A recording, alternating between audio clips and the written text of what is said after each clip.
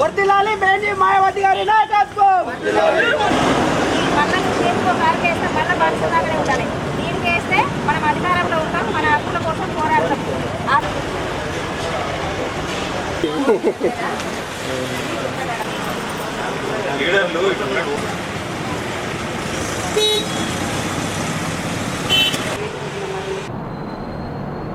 ఏనుగు గుర్తు పైన ఓటు వేసి దానిలో పోటీ చేస్తున్నటువంటి సందర్భంలో కూడా మహిబాద్ పార్లమెంట్ అభ్యర్థులను మరి రివ్యూ చేసుకుంటూ ఆ యొక్క పార్టీ అభ్యర్థుల గెలుపులో క్రియాశీలక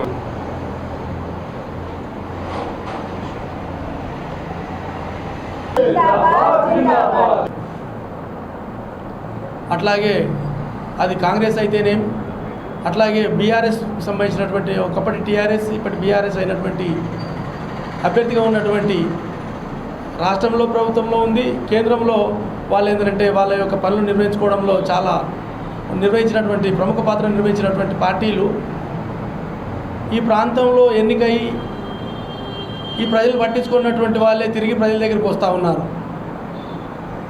ఈ ప్రాంత ప్రధాన సమస్య అయినటువంటి బయారంకు సంబంధించినటువంటి ఉక్కు గనుల మీద ఎప్పుడైనా ఎంత స్పందించారు, ఏమేమి సాధించారు అనేటువంటి దాని మీద కానీ, గిరిజనులకు పోడు భూముల విషయంలో కానీ, ఈ ప్రాంతంలో జరిగేటువంటి ఎస్సీ ఎస్టీల మీద జరిగేటువంటి దాడుల పట్ల కానీ, లేకపోతే ఈ ప్రాంతంలో ఉండే ప్రజలకు ఉపాధి మీద కానీ ఎటువంటి శ్రద్ధ చూపినటువంటి వ్యక్తులే తిరిగి వాటిలకు జవాబుగా ఇవాళ బహుజన సమాజ్ పార్టీ గత 3.5 దశాబ్దాలుగా ఈ ఉమ్మడి ఆంధ్రప్రదేశ్లో కానివ్వండి, ఇవాళ తెలంగాణలో కానివ్వండి, ఒక్క బహుజన సమాజ్ పార్టీ మాత్రమే చట్టసభలకు ఓని కులాలను వ్యక్తులను మాత్రమే పంపేటువంటి బాధ్యత ఇవాళ మా గౌరవ సభ్యురాలు ఎవరైతుండ్రో ట్రైబల్ కమ్యూనిటీలో ఉండేటువంటి ఎరుకల సమాజానికి సంబంధించినటువంటి నాయకురాలు మేమేమంటా ఉన్నామంటే అవకాశం ఇవ్వడం అనేది చాలా ప్రాథమికమైన కర్తవ్యం రాజకీయ పార్టీలది.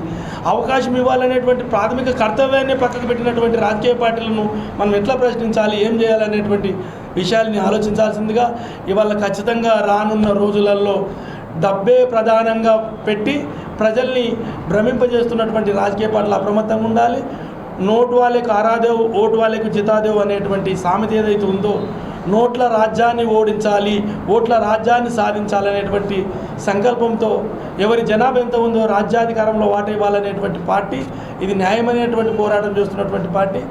తెలంగాణలో కూడా ఇవాళ తెలంగాణ ఉద్యమం ఎంత న్యాయమైందో, ధర్మమైందో, తెలంగాణలో బహుజన రాజ్యం కూడా న్యాయమైంది, ధర్మమైంది, ఉన్నతమైంది. కాబట్టి రానున్న రోజులలో బహుజన సమాజ్ పార్టీ తెలంగాణలో బహుజన రాజ్యం వస్తే తప్ప ఇవాళ ఈ జీవితాల్లో 90% సబ్బండ కులాల్లో మార్పులు రావనేటువంటి ప్రగాఢ విశ్వాసంతో ముందుకు వస్తూ ఉన్నాం.